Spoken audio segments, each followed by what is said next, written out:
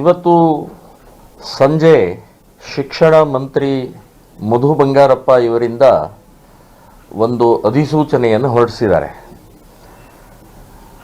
ಅದರಲ್ಲಿ 22ರಲ್ಲಿ BJP ಸರ್ಕಾರ ಒಂದು ಅಧಿಸೂಚನೆ ಹೊರಡಿಸಿದ್ದನ್ನು ರದ್ದು ಮಾಡಿದ್ದಾರೆ. ಆ ಅಧಿಸೂಚನೆಯಲ್ಲಿ ಸಮವಸ್ತ್ರ, ಸಮಾನತೆ, ಏಕತೆ ಶಾಲಾ ಕಾಲೇಜುಗಳಲ್ಲಿ ಇರಬೇಕು ಮತ್ತು ಆ ಶಾಲಾ ಆಡಳಿತ ಮಂಡಳಿಯ ನಿರ್ಣಯದಂತೆ ಪಾಲಿಸಬೇಕು ಅಂತನ್ನುವಂಥದ್ದು ಮೆನ್ಷನ್ ಮಾಡಿದ್ದನ್ನು ಕಾಂಗ್ರೆಸ್ ಸರ್ಕಾರ ಮಧು ಬಂಗಾರಪ್ಪನವರ ಮೂಲಕ ಅದನ್ನು ರದ್ದುಪಡಿಸಿದ್ದಾರೆ. ಅಂದರೆ ಇವರಿಗೆ ಸಮಾನತೆ, ಏಕತೆ ಬೇಡ ಅನ್ನುವಂಥದ್ದು ಒಂದು. ಹಿಂದೆ ಶ್ರೀಮತಿ ಇಂದಿರಾ ಗಾಂಧಿಯವರೇ ಇಡೀ ದೇಶದಲ್ಲಿ ತಂದಂಥ ನಿರ್ಣಯ ಇದು. ಅಂದರೆ ಶಾಲಾ ಕಾಲೇಜು ಮಕ್ಕಳಲ್ಲಿ ಯಾವುದೇ ರೀತಿಯ ಭೇದ ಭಾವನೆ ಇರಬಾರ್ದು ಅಂತನ್ನುವಂಥ ದೃಷ್ಟಿಕೋನದಿಂದ ಸಮವಸ್ತ್ರ ಅರ್ಥನೇ ಇದೆ. ಸಮವಸ್ತ್ರ, ಸಮಾನತೆ, ಏಕತೆ, ಅಲ್ಲಿ ಮೇಲು ಕೀಳು, ಸ್ಪೃಶ ಅಸ್ಪೃಶ್ಯತೆ, ಶ್ರೀಮಂತ ಬಡವರ, ರೈತ ಕಾರ್ಮಿಕ ಅನ್ನುವಂಥ ಭೇದ ಭಾವನೆ ಇರಬಾರ್ದು. ಮಕ್ಕಳಂದ್ರೆ ಮಕ್ಕಳನ್ನೇ ಇರಬೇಕು, ಶಾಲಾ ಮಕ್ಕಳೇ ಇರಬೇಕು, ಭಾರತೀಯರಾಗಿರಬೇಕು ಅನ್ನುವಂಥ ದೃಷ್ಟಿಕೋನದಿಂದ ತಂದದ್ದನ್ನ ಇವತ್ತು ಕಾಂಗ್ರೆಸ್ ಸರ್ಕಾರ ಮುಸ್ಲಿಂ ತುಷ್ಟೀಕರಣ ದೃಷ್ಟಿಯಿಂದ, ಮುಸ್ಲಿಮರ ಓಟಿಗೋಸ್ಕರ ಇವತ್ತು ಶಾಲಾ ಮಕ್ಕಳಲ್ಲಿ ಭೇದವನ್ನು ನಿರ್ಮಾಣ ಮಾಡ್ತಾ ಇದ್ದಾರೆ. ಶಾಲಾ ಮಕ್ಕಳಲ್ಲಿ ಒಡಕವನ್ನು ನಿರ್ಮಾಣ ಮಾಡ್ತಾ ಇದ್ದಾರೆ. ಇವತ್ತು ಹಿಜಾಬ್ ಹಾಕೊಂಡು ಬರ್ಬೋದು ಅಂತನ್ನುವಂಥದ್ದನ್ನು ಇವತ್ತು ಡಿಕ್ಲೇರ್ ಮಾಡಿದ್ದಾರೆ ಅವರು. ಹಿಜಾಬ್ ಹಾಕೊಂಡ ತಕ್ಷಣನೇ ಗೊತ್ತಾಗುತ್ತೆ ಇವಳು ಮುಸ್ಲಿಮು, ಇವನು ಮುಸ್ಲಿಮ್ ಇವಳು ಮುಸ್ಲಿಂ ಅಂತ ಗೊತ್ತಾಗತ್ತೆ. ಸೊ ಇದಕ್ಕೆ ತಕ್ಕ ಟೋಪಿನೂ ಹಾಕೊಂಡ್ಬರ್ಬೋದು, ಸಾಂಪ್ರದಾಯಿಕವಾದಂಥ ಉಡುಪುಗಳನ್ನು ಹಾಕೊಂಡ್ಬರ್ಬೋದು ಅಂತನ್ನುವಂಥ ಹುಡುಗರು ಟೋಪಿ ಹಾಕೊಂಡ್ಬರ್ತಾರೆ. ಸೊ ಇವನು ಮುಸ್ಲಿಂ ಅಂತ ಆಗತ್ತೆ. ಇನ್ನು ಹಿಂದೂಗಳು ಶಿವದಾರಿ ಇರ್ಬೋದು, ರುದ್ರಾಕ್ಷಿ ಇರ್ಬೋದು, ಜನವಾರಿ ಇರ್ಬೋದು, ಅದು ಒಳಗಡೆ ಇರುತ್ತೆ, ಹೊರಗಡೆ ಗೊತ್ತಾಗಂಗಿಲ್ಲ. ಇವನು ಬ್ರಾಹ್ಮಣ, ಇವನು ಲಿಂಗಾಯತ, ಇವನು ಅದು ಇದು ಅಂತ ಗೊತ್ತಾಗಂಗಿಲ್ಲ.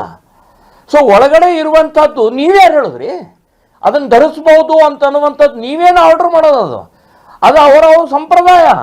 ನಿಮಗೆ ಕಣ್ಣಿಗೆ ಕಾಣೋದಿಲ್ಲ, ಅದು ಹೊರಗಡೆ ಗೊತ್ತಾಗೋದಿಲ್ಲ ಅದು. ಸೊ ಈ ರೀತಿಯ ನಿಮ್ಮ ಉದ್ದಟತನ, ನಿಮ್ಮ ವ್ಯವಸ್ಥಿತವಾದಂಥ ಕಣ್ಣಿಗೆ ಮಣ್ಣು ಹಾಕುವಂಥದ್ದು ಇದು ಸರಿಯಲ್ಲ ಅಂತನ್ನುವಂಥದ್ದು ಹೇಳ್ತೇನೆ. ಇನ್ನು ಪೇಟ ಹಾಕೊಳ್ಳುವಂಥದ್ದು, ಟರ್ಬನ್ ಹಾಕೊಳ್ಳುವಂಥದ್ದು ಮಾಡ್ಬೋದು. ಪೇಟ ಟರ್ಬನ್ ಯಾರು ಹಾಕೊಳ್ತಾರೆ? ಎಲ್ಲಿದೆ ಪದ್ಧತಿ ಅದು? ಇದರಲ್ಲಿ ಇದೆ ಅಷ್ಟೇ. ಸಿಖ್ ಪಂಜಾಬ್ನಲ್ಲಿ ಟರ್ಬನ್ ಹಾಕೊಳ್ತಾರೆ, ಪೇಟ ಹಾಕೊಳ್ತಾರೆ ಸಂಬಂಧಪಟ್ಟಂಥವರು. ಇಲ್ಲಿ ಕರ್ನಾಟಕದಲ್ಲಿ ಏನು ಸಂಬಂಧ ಅದು? ಸೊ ಈ ರೀತಿಯ ಅಧಿಸೂಚನೆ ಹೊರಡಿಸ್ತಾ ಇರುವಂಥದ್ದು ಮುಸ್ಲಿಂ ತುಷ್ಟೀಕರಣ ಅನ್ನುವಂಥದ್ದು ಭಾಳ ಸ್ಪಷ್ಟವಾಗಿದೆ. ನೀವು ಸಮಾನತೆ ನಿಮಗೆ ಬೇಕಾಗಿಲ್ಲ, ಮುಸ್ಲಿಮರು ಬೇಕಾಗಿದೆ.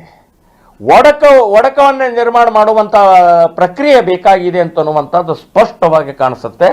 ಇದರ ಜೊತೆಗೆ ಇನ್ನೊಂದು ಅಪಾಯಕಾರಿಯ ಬೆಳವಣಿಗೆ ಅಂತಂದರೆ, ಈ SDMC ಅಂತನ್ನುವಂಥದ್ದು ಒಂದು ಶಾಲಾ ಕಮಿಟಿ ನೇಮಕ ಆಗ್ತಿತ್ತು. ಆ ಶಾಲಾ ಕಮಿಟಿಯವರ ಹಕ್ಕನ್ನು ಕಸಿದುಕೊಂಡಿದ್ದಾರೆ. ಅವ್ರು ಯಾವುದೇ ನಿರ್ಣಯ ತಗೊಳ್ಳಂಗಿಲ್ಲ. ಸರ್ಕಾರದ ಅಧಿಸೂಚನೆ ಏನಿದೆ ಅದನ್ನೇ ಪಾಲಿಸಬೇಕು ಅಂತನ್ನುವಂಥದ್ದು ತಗೊಂಡಿದ್ದಾರೆ. ಸೊ ಇದು ಅಂದರೆ ಅವರು ಅಲ್ಲಿಯ ಶಾಲೆಗೆ ಸಂಬಂಧಪಟ್ಟಂಥದ್ದು ಅವರು ಯೋಚನೆ ಮಾಡುವಂಥದ್ದು. ಈಗ ಅದನ್ನೇ ಅವ್ರ ಹಕ್ಕನ್ನು ಕಸ್ಕೊಳ್ಳೋದು. ಹಾಗಾದರೆ ನೀವು ಅಲ್ಲಿ ಕಮಿಟಿ ಮಾಡೋದು ಯಾತಕ್ಕೆ? ಅವರಿಗೆ ಒಳಿತನ ಆಗಬೇಕು, ಆ ಶಾಲಾ ಅಭಿವೃದ್ಧಿ ಆಗಬೇಕು ಅಂತನ್ನುವಂಥ ಹಿನ್ನೆಲೆಯಲ್ಲಿ ಇರುತ್ತೆ. ಸೊ ಇದು ಅತ್ಯಂತ ಖಂಡನೀಯವಾದ, ಇದನ್ನು ವಿರೋಧ ಮಾಡ್ತೇವೆ. ಅಷ್ಟೇ ಅಲ್ಲ, ನಾನು ಹೇಳೋದು ಇದರ ಸಂಬಂಧಪಟ್ಟಂಥ ಅಧಿಸೂಚನೆಯನ್ನು ವಕೀಲರ ಜೊತೆಗೆ ಕನ್ಸಲ್ಟ್ ಮಾಡಿ ಇದನ್ನು ನಾವು ಹೈಕೋರ್ಟಿಗೆ PIL ಹಾಕುವಂಥದ್ದು ಕೂಡ ಯೋಚನೆಯನ್ನು ಮಾಡ್ತಾ ಇದ್ದೀವಿ. ಇದು ಸರಿಯಲ್ಲ, ಇದು ತಪ್ಪು ನಿರ್ಣಯ. ಮುಸ್ಲಿಂ ತುಷ್ಟೀಕರಣ ಒಂದೇ ನಿಮ್ಮ ಕಣ್ಣು ಮುಂದೆ ಇದೆ. ವಿದ್ಯಾರ್ಥಿಗಳು, ವಿದ್ಯಾರ್ಥಿನಿಯರಿಗೆ ಅಭಿವೃದ್ಧಿ ಆಗಬೇಕು, ಸಮಾನತೆ, ಏಕತೆ ನಿರ್ಮಾಣ ಆಗಬೇಕು ಅಂತನ್ನುವಂಥದ್ದು ಇಲ್ಲ ಅನ್ನುವಂಥ ಸ್ಪಷ್ಟವಾಗಿ ಗೊತ್ತಾಗುತ್ತೆ.